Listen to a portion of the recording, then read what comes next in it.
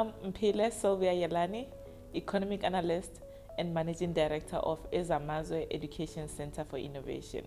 We are based in the rural Limpopo province of South Africa.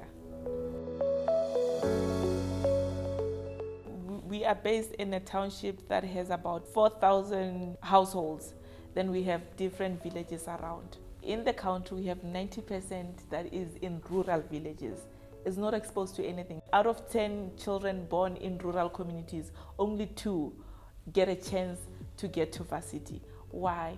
It's lack of access to quality education. I'm structuring my learning center to be that source of quality education that will sort of work with the government, work with local schools that do not have access to computers. Ezamazwe Education Centre is built to be that innovative tool to give them access to the information on how to equip themselves and be ready to adapt to anything in the world. I knew that I needed to start them within the school, getting them to understand easy comprehension, easy reading skills, so that they know how to source out information, how to dig in. For me, is for them to understand that computer is not just a computer. It gives them access to a global information, and they need to know what they're using those computers for. It's not for gaming, it's not for social media networking, but it's to source out information. As an economic analyst, you are always looking at the data. Where is the economy going? 2 million under 30 are unemployed. How many young people are unemployed if just 2 million is the under 30? So that triggered the desire to say, if we don't start now, what will happen to the next generation? If I don't start now, why did I go to school? Why did I get to the profession that I am? I wanted to make a difference in the economic space. And for me, going to rural development section in education was the perfect time to start the business. This is where local development needs to start. Look at what, in the next 10 years, what skill is needed. They need to be more clued up in computer. They need to know how to analyze information. They need to be in a position to adjust to situations. So that for me has always been, what do I need to do now to make sure that those that are starting within my program, they will benefit.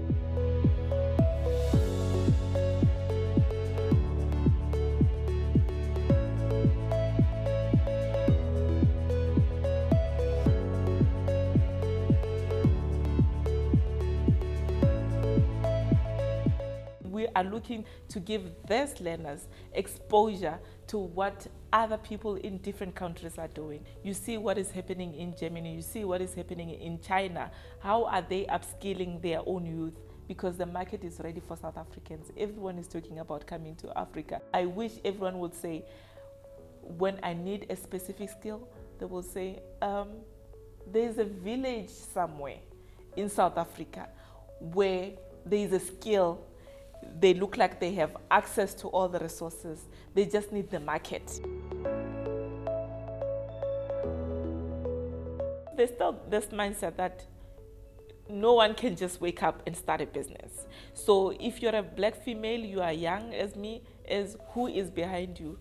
Where did you get the funding? Who is supporting? Who are you affiliated with? So that has been the challenge, to convince them that as a young entrepreneur, I just have a dream, and I have the energy to start something without funding from the government. With the government, yes, it has always been a challenge. Even when they're saying there's opportunity for other black females, they still want to see your track record. Every entrepreneur will say, I need money first. But for me, with the experience, I said, they need to see my idea coming forward.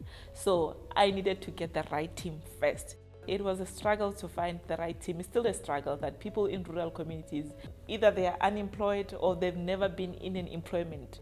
So the challenge for me was to get the right skills to take over the dream, to make it a reality, because I didn't want to go to government and say, I need funding.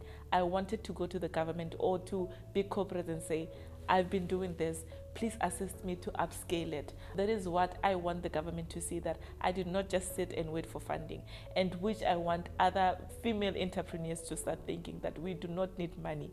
You just need to start. Funding, yes, we need funding, all of us, but funding should not be the ultimate key to what you want to open up in business.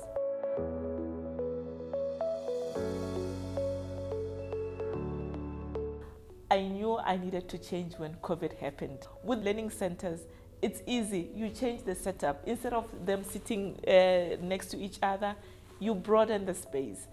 When COVID happened, it just made me realize how we need to adjust. It didn't take us long because other businesses in urban areas did not even need a month to adjust. Immediately, we were getting learning materials from schools.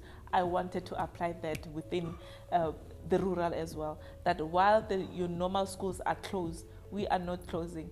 But what we're going to do is to adjust different processes. How do we make sure that the kids are still reading while everyone is on lockdown? And that is what we did. That's why I will not take anything that comes as a limitation. I take it as an opportunity to see how do I navigate and make sure that I come out as a successful individual that will tell out a story of success than a story from a victim point of view. Because we can't always be victims. Like, problems will always come. Every day you wake up, there's a challenge. Choose not to be a victim. Choose to be a solution maker so that your business can succeed.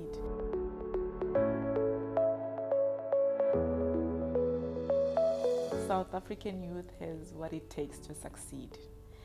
We are not in South Africa, we are in the global market. We have access to technology, we have access to internet, we have access to YouTube, you have access to social media where you interact with people from different countries. We have everything we need to succeed. We don't have excuse anymore. We are in the fourth industrial revolution society, so let's embrace it. Let's use it to empower ourselves and to make sure that the next generation is in a position to adapt to the fifth industrial revolution, which I don't know if robotics then will be driving us, but we are ready to adapt to anything.